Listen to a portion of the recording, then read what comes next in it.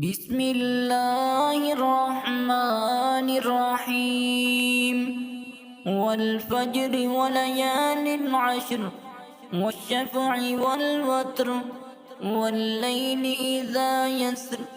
هل في ذلك قسم لذي حجر ألم تر كيف فعل ربك بعاد إرم ذات العماد التي لم يخلق مثلها في البلاد وثمود الذين جابوا الصخر بالواد وفرعون ذي الأوتاد الذين طغوا في البلاد فأكثروا فيها الفساد فصب عليهم ربك صوت عذاب إن ربك لبالمرصاد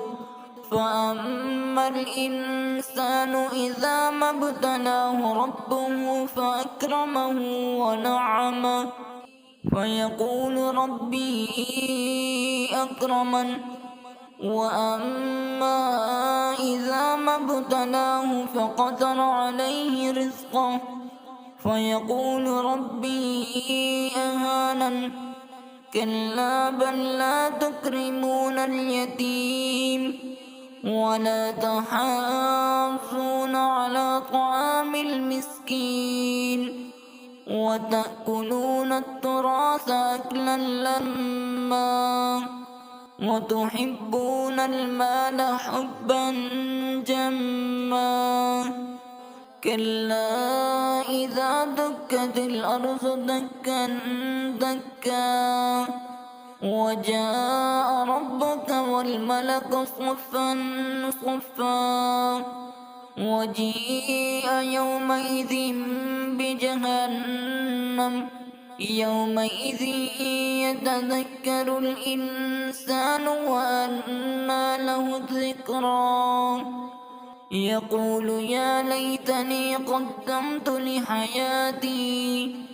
فيومئذ لا يعذب عذابه أحد ولا يوثق وثاقه أحد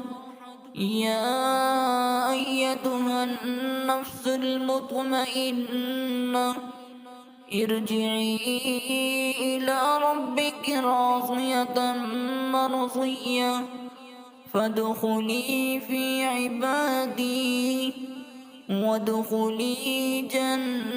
جنتي.